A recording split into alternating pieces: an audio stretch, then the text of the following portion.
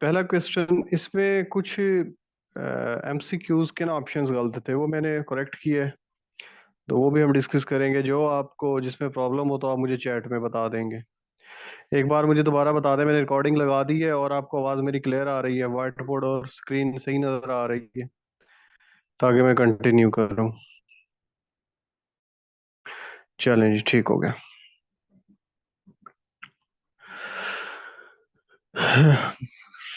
What is a perfect competition? Perfect competition क्या है? वैसे तो मैंने आपको परफेक्ट कंपटीशन और प्योर कंपटीशन के बारे में बताया था, बट यहाँ परफेक्ट कंपटीशन में के बारे में पूछा हुआ है। वो कहता है कि सी ऑप्शन में market structure with many small firm selling identical products. ठीक हो गया। अब इसमें जो एक हमने अजम्पशन पढ़ी थी कि फर्म्स तो लार्ज होती हैं, पर वो उनका जो साइज होता है फर्म्स का, वो इतना छोटा होता है कि अगर कोई इंडिविजुअल फर्म्स से अब मार्केट का वो इफेक्ट करना चाहे, उसकी प्राइस को या आउटपुट को, वो अकेली फर्म ऐसा नहीं कर सकती। In a perfect competitive market what happen to the price if individual firm increase its protection? वही बात ऊपर वाली आ गई कि अगर इंडिविजुअल फर्म्स प्राइस को तब्दील कर देती है, तो इंक्रीज कर देती है, डिक्रीज कर देती है, तो इंडस्ट्री की जो या मार्केट की जो प्राइस है उसके ऊपर कोई फर्क नहीं आएगा। What is the shape of demand curve for an individual firm in a perfect competitive market? Individual firms का, जैसे हम फर्म को इक्विलिब्रियम को डिस्कस करते हैं, तो उसमें हमारे पास जो डिमांड कर्व होता है फर्म का, वो हॉरिजेंटल होता है, जिसमें A R M R price demand सब इक्वल होती हैं। Question number 4, in the long run what is the outcome for firm in perfectly competitive market earning economic profit? Economic profit से मुराद इधर एबनॉर्मल प्रॉफिट लिया गया है या सुपर नॉर्मल प्रॉफिट लिया गया है। वो कहता है सपोज अगर लॉन्ग रन में competitive markets abnormal profit earn कर रही हैं, तो उसका क्या होगा शॉर्ट रन में? तो लॉन्ग रन में अल्टीमेटली जो एबनॉर्मल प्रॉफिट है वो किसके अंदर कन्वर्ट हो जाएगा? वो नॉर्मल प्रॉफिट के अंदर कन्वर्ट हो जाएगा, क्योंकि जब एबनॉर्मल प्रॉफिट होगा तो दूसरी फर्म्स अट्रैक्ट होंगी, सप्लाई बढ़ेगी, सप्लाई बढ़ने की वजह से प्राइसेस डिक्रीज होती हैं और प्राइस और एवरेज कॉस्ट इक्वल हो जाएगी, तो ये प्रॉफिट एबनॉर्मल से नॉर्मल हो जाएगा। Which of the following is real world example that closely resembles perfect competition? जैसा कि मैंने पढ़ाया उस वक्त मैंने आपको बताया कि जो एग्रीकल्चर मार्केट होती है हमारे पास, वो कंपैरेटिवली परफेक्ट कंपटीशन के नजदीक होती है।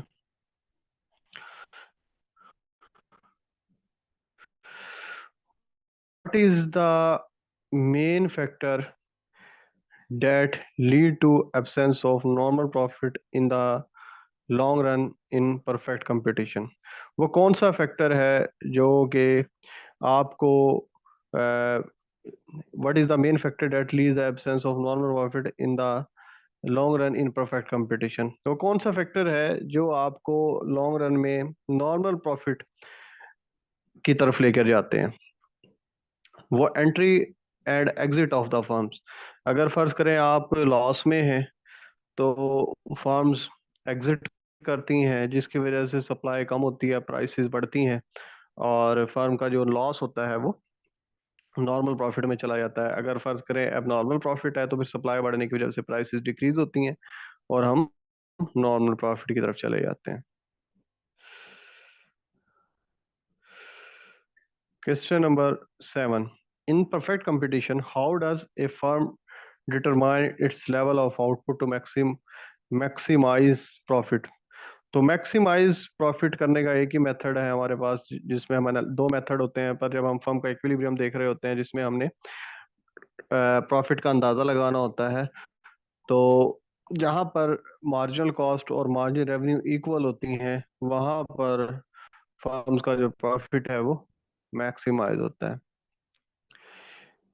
If at question, if a perfectly competitive firm average variable cost equal to the market price the firm will, अगर आपकी जो प्राइस है वो एवरेज वेरिएबल कॉस्ट के इक्वल है, तो इस पॉइंट के ऊपर हम शट डाउन कर जाएंगे। ठीक हो गया। In future the firm will, in future क्या करेगी, वो शट डाउन कर जाएगी। Question number 9, if perfectly competitive firm is earning positive economic profit, यानी कि एबनॉर्मल प्रॉफिट की बात कर रहा है, इन the short run this suggest that, ठीक हो गया, तो ये क्या सुजेस्ट करती है कि new firm will enter and mark in the long run, के लॉन्ग रन के अंदर आपके पास नई फर्म्स एंटर होंगी। इन the short run a perfectly competitive firm will shut down, ये वही रिपीट हो गया ऊपर वाला जो एमसीक्यूज था, जहां पर प्राइस और एवरेज वेरिएबल कॉस्ट हमारी इक्वल थी। What is the supply curve of individual firm in perfect competition in the short run, तो ये जो शॉर्ट रन मैंने नहीं लिखा हुआ था, अभी ये मैंने लिखा है, क्योंकि कुछ एमसीक्यूज में रीचेक नहीं करता, या बहुत सारे एमसीक्यूज, क्योंकि एमसीक्यूज बहुत ज्यादा होते हैं और टाइम मेरे पास कम होता है, तो उनको ऐसे ही मैं सेंड कर देता हूँ सम टाइम, तो उसमें थोड़ी प्रॉब्लम्स होती हैं, फिर दोबारा जब रीड करता हूँ तो जो प्रॉब्लम्स होंगी तो मैं इनको हाईलाइट कर देता हूँ। What is the supply curve of individual, short run में मैंने आपको बताया था कि जो एवरेज वेरिएबल कॉस्ट से ऊपर वाला आपका एमसी होता है, वो सारे का सारा आपका सप्लाई कर्व होता है, और लॉन्ग रन में एवरेज कॉस्ट से ऊपर वाला एमसी का पार्ट आपका सप्लाई कर्व होगा। In perfect competition at what price does a firm maximise its short run profit, बात वही आ गई, the price where marginal cost equal to margin revenue, वही, बस क्वेश्चंस की स्टेटमेंट थोड़ी सी चेंज की है ये इक्विलिब्रियम की कंडीशन, जहां पर हमारा M C is equal to M R होता है। 11 रिपीट कर दें। What is the supply of individual perfect, अभी देखें व्हाइट बोर्ड देखें आप,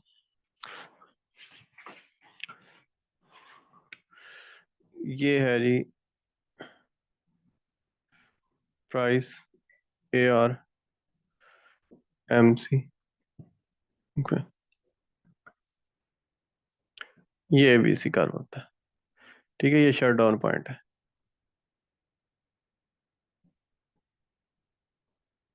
इससे ये ऊपर वाला पार्ट, ये सारे का सारा सप्लाई कर्व होता है शॉर्ट रन के लिए। अगर लॉन्ग रन में देखें तो जो एवरेज कॉस्ट से ऊपर वाला पार्ट है, ये सप्लाई कर्व होता है, ये पूछा हुआ है इस एमसीक्यूज में। हाँ जी, हम किस पर थे, 13 पर। अब वो कहता है what does the supply curve of a perfect competitive firm represent, supply curve perfect competition में क्या रिप्रेजेंट करता है, वो रिप्रेजेंट करता है कि डिफरेंट प्राइसेस के ऊपर जो फर्म है वो क्वांटिटी कितनी सप्लाई करेगी, जो सिंपल डेफिनेशन हमने पढ़ी हुई है उसकी सप्लाई की, वही डेफिनेशन इधर लिखी हुई है। 13 का ए क्वेश्चन होगा, ए उसका होगा। In the short run in a perfectly competitive industry the industry supply curve is, अब जब मैंने फर्म का सप्लाई कर्व आपको पढ़ाया था एमसी, जो ऊपर वाला पार्ट है एवीसी से या एसी से, मैंने ये कहा था कि अगर आप इंडस्ट्री का फाइंड आउट करना चाहते हैं तो आप सुमेशन ले लेंगे फर्म्स की, तो वो इंडस्ट्री का बन जाएगा। तो यहाँ भी ये लिखा हुआ है sum of all firm marginal cost, जो हमारी जो मार्जिनल कॉस्ट है, मार्जिनल कॉस्ट को ही हम सप्लाई कर्व कह रहे होते हैं, तो वो आपका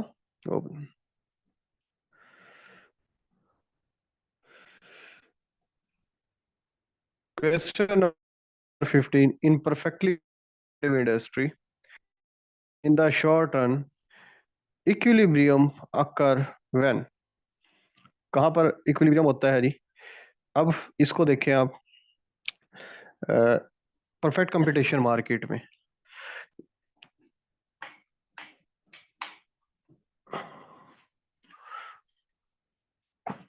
ये है, ये मेरी प्राइस होती है, ये मार्जिन रेवेन्यू है, एवरेज रेवेन्यू है, ये मार्जिनल कॉस्ट, ये इक्विलिब्रियम है, जिसे हम क्या कहते हैं, M C is equal to M R. ठीक है, तो इधर हमारी इस पॉइंट के ऊपर M C is equal to P B है। अगर सपोज दैट मैं इस पॉइंट के ऊपर हूँ, प्राइस ग्रेटर है, एम सी कम है, तो इक्विलिब्रियम नहीं है। ठीक हो गया। तो इधर क्वेश्चन ऐसे भी पूछा जा सकता था कि अगर प्राइस ग्रेटर देन है एम सी में इन परफेक्ट कंपटीशन, तो फर्म को क्या करना चाहिए, उसको आउटपुट बढ़ानी चाहिए। और अगर ये क्वेश्चन ऐसे होता है कि प्राइस आपकी कम है और मार्जिनल कॉस्ट ज्यादा है, तो फिर क्या करना चाहिए, फिर आउटपुट कम करनी चाहिए। तो इस एमसीक्यूज में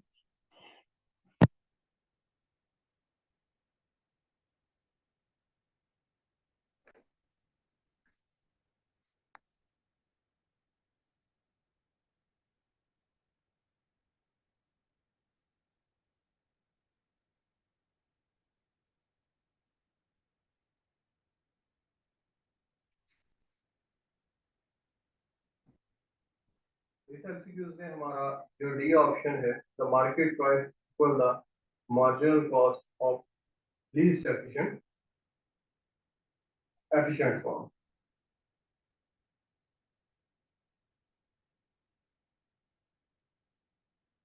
माइक डिस्कनेक्टेड हो गया।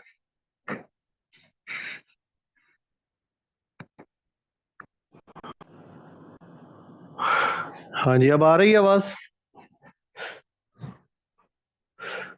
हाँ जी सर, आवाज आ रही है? ठीक हो गया।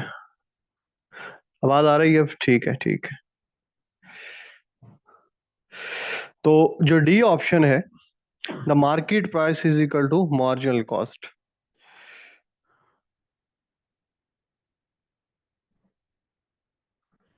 अभी डिस्टॉर्शन है?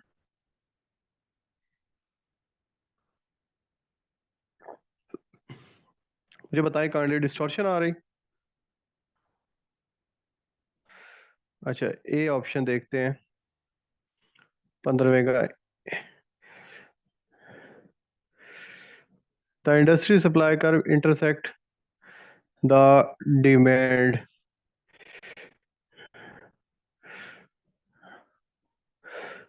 हाँ जी, ए भी इसका हो सकता है, ठीक कह रही हैं आप, ए भी इसका ऑप्शन करेक्ट है कि इंडस्ट्री में जहाँ पर सप्लाई और डिमांड इंटरसेक्ट करती हैं, तो ये इसके दो ऑप्शन करेक्ट हैं। If firm in perfectly competitive industry are experience losses in the short run, the firm will likely, तो क्या होगा कि एग्जिट द इंडस्ट्री और कॉजिंग द इंडस्ट्री सप्लाई कर डिक्रीज। तो इसका ए ऑप्शन करेक्ट होगा। क्वेश्चन नंबर 17,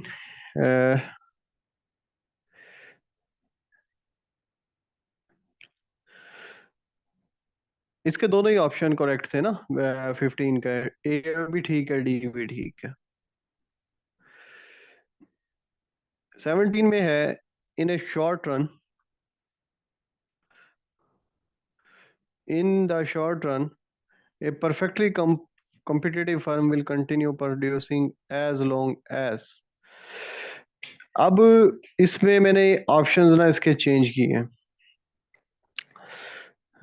17, तो 16 में सी नहीं होगा, C lower their price to attract more customer. नहीं नहीं नहीं, ऐसा नहीं, प्राइस तो ये चेंज ही नहीं कर सकता ना परफेक्ट कंपटीशन में। फर्म्स नहीं परफेक्ट अपनी प्राइसेस को चेंज कर सकते। इधर तो प्राइस ये टेकर होते हैं, नॉट मेकर। वो कहता है, in a short run, in the short run, a perfectly competitive firm will continue producing as long margin revenue is equal to price। ये तो होता ही है, margin revenue is equal to price, ये तो दोनों चीजें इधर सेम है। मार्जिनल कॉस्ट इधर मैंने पहले ग्रेटर लिखा हुआ था, तो मैंने इसको लेस किया है। ठीक हो गया, marginal cost is less than, अगर प्राइस होगी तो वो कंटिन्यू रहेगा प्रोड्यूस करने को, जिस तरह के ये मैंने बताया इधर। ये आप व्हाइट बोर्ड देखें कि अगर इधर ये प्राइस ज्यादा है और मार्जिनल कॉस्ट कम है, प्राइस और मार्जिन रेवेन्यू तो इधर बराबर ही होते हैं हर पॉइंट के ऊपर, कहीं भी चले जाएं। तो वो क्या कह रहा है कि परफेक्ट कंपटीशन में वो प्रोडक्शन अपनी कंटिन्यू रखेगा। कब वो कंटिन्यू रखेगा, जब उसकी प्राइस ज्यादा होगी और मार्जिनल कॉस्ट कम होगी, तो वो अपनी आउटपुट को बढ़ाता चला जाएगा। कब तक बढ़ाता चला जाएगा, जब ये आपस में बराबर नहीं हो जाती। तो इस वजह से जो इसके ऑप्शंस थे वो सबके सभी गलत थे। इसका कोई ऑप्शन ठीक नहीं था, तो ये जो बी ऑप्शन है इसको मैंने करेक्ट किया है बाद में, इस वजह से ये मैंने हाईलाइट किया हुआ है येलो। तो इसको आप करेक्ट कर लेंगे। What happen to short run equilibrium price and quantity in a perfectly competitive industry if there is an increase in demand. वो कहता है कि क्या होगा शॉर्ट रन के अंदर, जिस तरह के मैंने आपको बताया था कि परफेक्टली कम्पिटिटिव मार्केट के अंदर थे हम, increasing cost industry, decreasing cost industry, वो तमाम के तमाम आप चीजें जहन में लेकर आए। तो ये सिनेरियो था मेरे पास, ये डिमांड एंड सप्लाई होती थी इधर, और LMC LAC। होता क्या था कि डिमांड इंक्रीज कर जाती थी, डिमांड इंक्रीज करने से ये क्वांटिटी भी इंक्रीज करती थी और प्रॉफिट भी इंक्रीज करता था। जब प्रॉफिट इंक्रीज करता था, फिर इंडस्ट्री इंकरेज, दूसरी फर्म्स को इंकरेजमेंट मिलती थी, फिर वो हमारे पास वो कॉस्ट, कांस्टेंट कॉस्ट होती थी, इंक्रीजिंग कॉस्ट होती थी, डिक्रीजिंग कॉस्ट होती थी। ठीक हो गया। तो इसका सप्लाई करो हमारे पास हॉरिजेंटल होता था, इनका इंक्रीजिंग होता था, इसका डिक्रीजिंग होता था। ये पूरा लेक्चर मैंने इस पर आपको दिया था डायनामिक एनालिसिस के ऊपर। तो ये अब जितने भी MCQs हैं इस डायग्राम से ही रेलेवेंट आएंगे। वो कहता है कि व्हाट हैपन होगा, तो जैसे ही डिमांड इंक्रीज होती है तो प्राइस एंड क्वांटिटी आपकी बोथ इंक्रीज कर जाती हैं। If A perfectly competitive industry is initially in equilibrium and demand increase, what will happen in the short run and the long run? अच्छा, ये जो ब्रैकेट में मैंने कांस्टेंट कॉस्ट इंडस्ट्री है मैंने बाद में लिखा है, ठीक है। अब अगर यहाँ मैं इंक्रीजिंग या डिक्रीजिंग कॉस्ट इंडस्ट्री लिखता ना, इंक्रीजिंग लिखता तो प्राइसेस इंक्रीज होनी थी, डिक्रीजिंग लिखता तो प्राइस डिक्रीज होनी थी। पर दोनों सूरत में क्वांटिटी तो इंक्रीज होती है, तीनों सूरतों में। अगर आपकी इंक्रीजिंग कॉस्ट इंडस्ट्री हो, डिक्रीजिंग कॉस्ट इंडस्ट्री हो, कांस्टेंट कॉस्ट इंडस्ट्री हो, तो क्वांटिटी तो इंक्रीज होनी ही होनी है तीनों सूरतों में। बट प्राइसेस जो स्टेबल रहती हैं वो कांस्टेंट कॉस्ट इंडस्ट्री में रहती हैं। तो मुझे यहाँ इसमें कांस्टेंट कॉस्ट इंडस्ट्री का वर्ड यूज करना चाहिए था, जो कि मैंने नहीं किया। इस वजह से ये MCQs भी आपका डाउटेड हो गया 19 वाला। ए perfectly competitive industry is initially in long run equilibrium and demand increase, what will happen in the short run and the long run? तो शॉर्ट रन के अंदर तो आपकी प्राइस और क्वांटिटी इंक्रीज होगी, ठीक हो गया। But in the long run आपकी जो प्राइसेस है वो हाँ जी, price will increase in short run but remain original level in the long run. पर आपकी जो लॉन्ग रन के अंदर वो ओरिजिनल लेवल के ऊपर आ जाएंगी। अगर आप कांस्टेंट कॉस्ट इंडस्ट्री की जो पिक्स मैंने आपको बनाई थी, इसी को बना लेते हैं कि मैं इस A से B पॉइंट्स के ऊपर गया, ठीक है। तो कांस्टेंट कॉस्ट इंडस्ट्री में क्या होता था, जितनी डिमांड इंक्रीज होती थी ना उतनी आपकी सप्लाई इंक्रीज हो जाती थी। जो कॉस्ट कर्व है वो आपका इधर इधर रहता था। तो आप A से B पॉइंट्स के ऊपर आते थे। ये लॉन्ग रन जो सप्लाई कर्व है वो हॉरिजेंटल होता था, प्राइस आपकी पहली वाली पोजीशन के ऊपर आ जाती थी, और जो आपकी एवरेज और मार्जिनल कॉस्ट है उसके ऊपर कोई फर्क नहीं पड़ता था। तो इस वजह से ये ब्रैकेट के अंदर मैंने कांस्टेंट कॉस्ट इंडस्ट्री लिख दिया। तो इसका C ऑप्शन आपके पास करेक्ट होगा। ये इनकम्प्लीट इंफॉर्मेशन थी आपके पास। In the short run a perfectly competitive industry is making economic profit, यानी कि एबनॉर्मल प्रॉफिट, इसको बल्कि यहाँ एबनॉर्मल कर लेंगे हम। व्हाट विल हैपन, इसको हम पॉजिटिव इकोनॉमिक प्रॉफिट कर लेते हैं, इससे भी बच्चे कंफ्यूज हुए हैं काफी। Positive economic profit what will happen in the long run. तो लॉन्ग रन में क्या होगा, न्यू फर्म्स एंटर होंगी, आपका जो सप्लाई कर्व है वो राइट वर्ड शिफ्ट हो जाएगा। In the long run equilibrium of perfectly competitive industry firm are earning normal profit, सबकी सब लॉन्ग रन में नॉर्मल प्रॉफिट अर्न कर रही होती हैं। What happened to the number of firms in a perfectly competitive industry in the long run if firm are earning positive economic profit? अगर positive economic profit कोई earn करेगा तो उससे क्या होगा, new firms will enter in the industry होगा। Question number 23. In the long run, if firm in a perfectly competitive industry are experience losses, what will happen? अब उसका ऑपोजिट आ गया। तो जो आपका एग्जिस्टिंग जो फर्म्स हैं वो छोड़कर जाएंगे और आपका जो सप्लाई कर्व है वो लेफ्ट वर्ड शिफ्ट हो जाएगा। तो इसका सी ऑप्शन करेक्ट होगा। In a perfectly competitive industry if demand permanently decrease, अगर आपकी जो डिमांड है वो परमानेंटली डिक्रीज हो गया, what adjustment will occur in the long run? तो लॉन्ग रन में क्या होगा? अब इसको देखें आप व्हाइट बोर्ड की तरफ।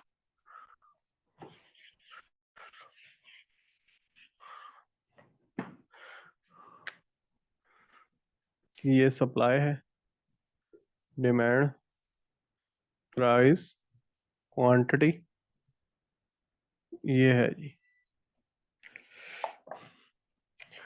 ये एलएमसी, एलएसी। अब हुआ क्या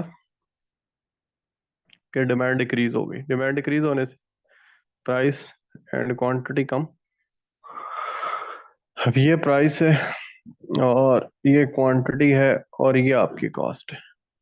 अब प्राइस नीचे आ गई, कॉस्ट ऊपर, ये सब का सब क्या हो गया? लॉस हो गया। तो लॉस की सूरत में क्या होगा? लॉस की सूरत में जो फर्म्स हैं वो प्राइसेस भी डिक्रीज हुई।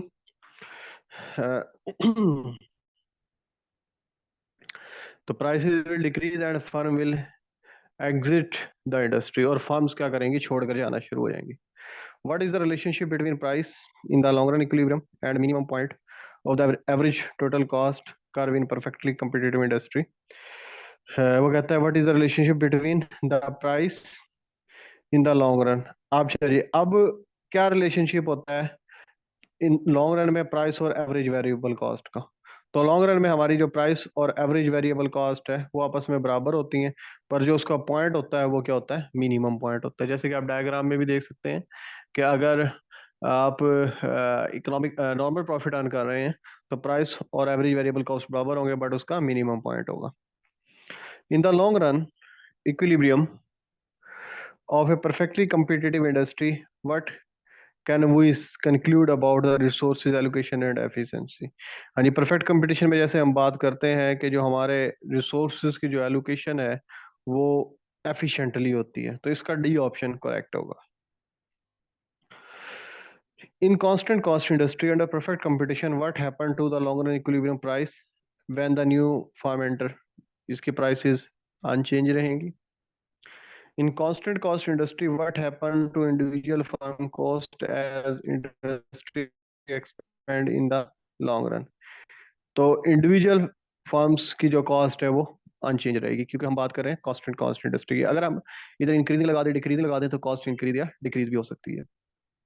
In constant cost industry with perfect competition, which of the following statement are true regarding profit in the long run? तो लॉन्ग रन के अंदर सब के सब फर्म नॉर्मल प्रॉफिट अर्न करेंगी। बेशक यहाँ कांस्टेंट की जगह में इंक्रीजिंग या डिक्रीजिंग भी लगा देता तो फिर भी क्या रहना था? प्रॉफिट हमारा कांस्टेंट ही रहना था। If an increasing cost industry under perfect competition, what happened to the long run equilibrium price and new firm will enter?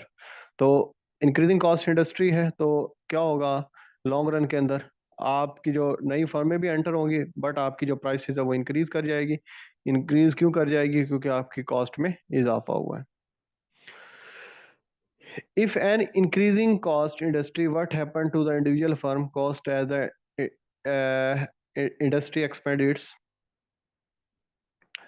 ये 30 और 31 ये सेम एमसीक्यूज हैं। 32, if an increasing cost industry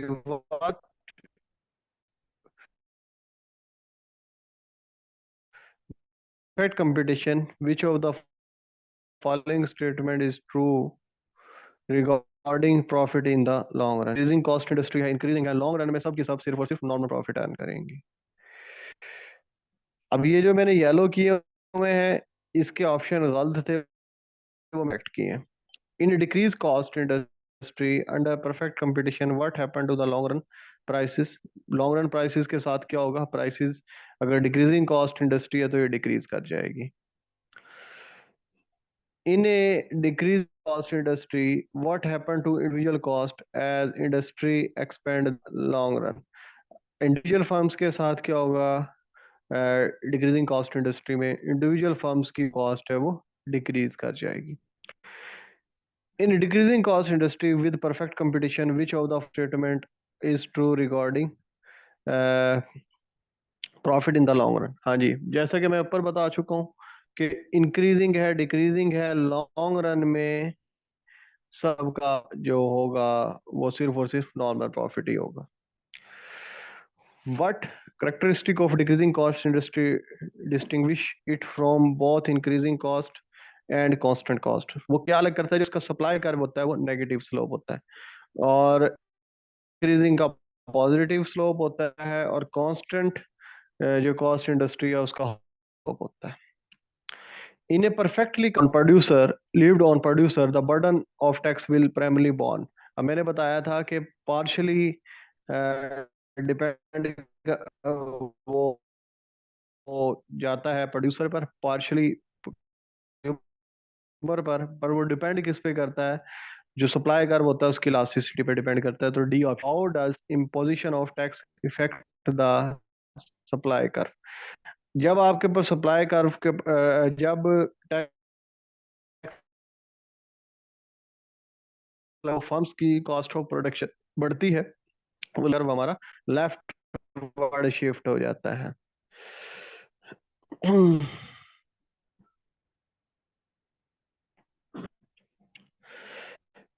In a perfectly competitive market, the long run effect of an increase in tax on producer is likely to lead. जब आप tax देंगे, ठीक हो गया, तो फर्म्स जो नॉर्मल प्रॉफिट अर्न कर रही थी वो किस में चली जाएंगी? लॉस में चली जाएंगी.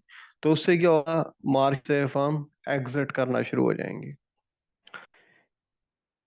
इन a perfectly competitive market is हुई तो what is likely to happen in short run? Short run के अंदर क्या होगी?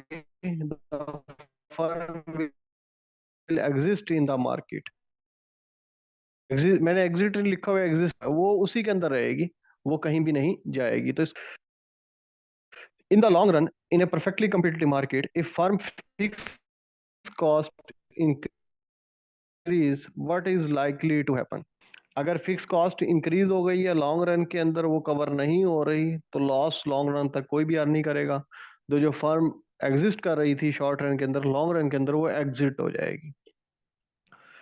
42. A firm is perfectly competitive market is operating in the short run with positive profit if fixed cost increase. अगर एक firm है वो एबनॉर्मल प्रॉफिट अर्न कर रही है, उसकी फिक्स कॉस्ट इंक्रीज हो गई है, तो क्या होगा? शॉर्ट रन के अंदर जो उसका प्रॉफिट है वो हो जाएगा. पॉसिबल है कि प्रॉफिट कम हो जाए या वो ब्रेक इवन पॉइंट्स के ऊपर आ जाए. तो जो बी ऑप्शन है वो इसका करेक्ट होगा. In the long run equilibrium of a perfectly competitive market if firm fixed cost decrease हो गई, what is likely to happen? तो उसका अब फिक्स कॉस्ट डिक्रीज हुई है तो जो अगर वो ब्रेक इवन पॉइंट पे थी तो एबनॉर्मल प्रॉफिट पर चली जाएगी. ठीक है, कि अगर एबनॉर्मल है तो उससे ज्यादा प्रॉफिट वो अर्न करना शुरू कर जाएगी. तो इसका डी ऑप्शन हमारे पास करेक्ट होगा. In a perfectly competitive market if firm fix cost increase while its variable change. ठीक हो गया? अच्छा, ये मैंने गलत ऑप्शन इसका चूज किया हुआ था, इसका सी ऑप्शन करेक्ट होगा जी, कि फिक्स कॉस्ट अगर आपकी चेंज हो जाती है, ठीक हो गया, तो ना ही वो वेरिएबल कॉस्ट को इफेक्ट करती है ना ही वो एमसी को इफेक्ट करती है. जो पहले ब्रेक इवन पॉइंट था अब भी वही ब्रेक इवन रहेगा. तो इसमें आपका जो शट डाउन पॉइंट है जहां पर आपका एबीसी और वो बराबर होंगे प्राइस, उसके ऊपर कोई चेंज नहीं आएगा. The market type which is non perfect competition. हाँ जी, highly competitive and companies find it challenging to earn economic profit in the long run. इसकी जस्ट डेफिनेशन लिखी हुई है, इसमें कोई टेक्निकलिटीज नहीं है. The elasticity of demand for product in a single firm is perfect competition. हाँ जी, मैंने बताया था कि जो इसका स्लोप जीरो होता है बट जो इसकी इलास्टिसिटी होती है वो इनफिनाइट होती है, क्योंकि सब्स्टिट्यूट्स नहीं होते, बल्कि आइडेंटिकल प्रोडक्ट्स होती हैं, तो इस वजह से इसकी इलास्टिसिटी इन्फिनाइट होती है, और ये जो कर्व होगा वो हॉरिजेंटल होगा, तो इसका सी ऑप्शन करेक्ट होगा।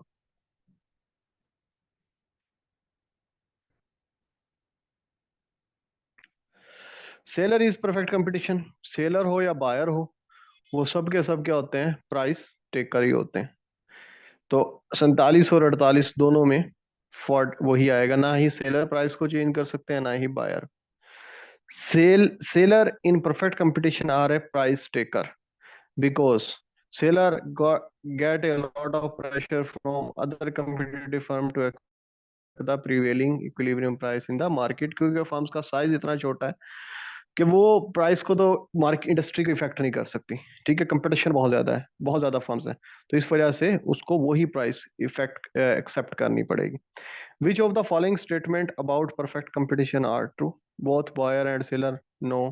हमें पता है, हम कहते हैं कि जी मंडी के हालात से मुकम्मल वाकफियत है, तो इसका मतलब यही होता है कि वो सब कुछ जानते हैं, वो इन्फ्लुएंस नहीं कर सकते, तो इसका ए ऑप्शन करेक्ट होगा। अब हम चलते हैं 34, 33, 34, 35 की तरफ दोबारा। अगर यहाँ भी कोई मसला है तो मुझे बता दें। 33, 34, 35 की तरफ चलते हैं। हाँ जी। In decreasing cost industry under perfect competition, what happen to the long run equilibrium price when new firm entry enter in the market. अब डिक्रीजिंग कॉस्ट इंडस्ट्री है ना, तो इसमें प्राइस कम होगी। ठीक है, क्योंकि आप ये व्हाइट बोर्ड की तरफ देखें, ये लेक्चर्स मैंने बड़ी डिटेल से आपको पढ़ाए थे। इसमें होता क्या है, ये आपकी सप्लाई होती है, ये डिमांड होती है, ये प्राइस इंक्रीज होती है, ये क्वांटिटी, ये डिमांड इंक्रीज हुई, D2 हो गई। पर डिक्रीजिंग कॉस्ट इंडस्ट्री की वजह से आपकी जो सप्लाई है उसमें बहुत ज़्यादा इजाफा हो जाता है। ये नया इक्विलिब्रियम ये आ गया, ये इसका लॉन्ग रन सप्लाई कर। तो यहाँ पर जो नई प्राइस है वो पहली वाली प्राइस से नीचे होती है। इंक्रीजिंग कॉस्ट इंडस्ट्री में क्या होता है, ये आपकी सप्लाई है, ये डिमांड है, डिमांड में थोड़ा सा इजाफा हो, सॉरी डिमांड में ज़्यादा इजाफा होता है इधर, और सप्लाई में माइनर सा होता है। तो जो नई प्राइस है वो ऊपर होती है। ये प्राइसेस ऊपर जा क्यों रही हैं, ये कॉस्ट इंक्रीज की वजह से जा रही होती हैं। तो 33वें का जो बी है वो ऑप्शन होगा कि प्राइस डिक्रीज होती है डिक्रीजिंग कॉस्ट इंडस्ट्री में। In decreasing cost industry what happen to individual firm cost, individual firm की जो कॉस्ट है वो भी डिक्रीज होगी, तो 34वें का ए ऑप्शन करेक्ट होगा। 35वां, in a decreasing cost industry with perfect competition which of the following statement is true regarding profit in the long run. मैंने बताया था कि लॉन्ग रन के अंदर बेशक वो इंक्रीजिंग है, डिक्रीजिंग है, कांस्टेंट है, सब की सब किस पे आ जाएगी, नॉर्मल के ऊपर ही आ जाएंगे। हाँ जी, शॉर्ट रन के अंदर जो सप्लाई कर्व होता है फर्म का, वो एवरेज वेरिएबल कॉस्ट से ऊपर वाला पार्ट होता है, और लॉन्ग रन में एवरेज कॉस्ट से ऊपर वाला पार्ट होता है। तो जो परफेक्ट कंपटीशन के मेरे लेक्चर्स हैं उसमें मैंने ये बड़ी क्लियरली बताया हुआ है कि हमारा जो सप्लाई कर्व है वो किस तरीके से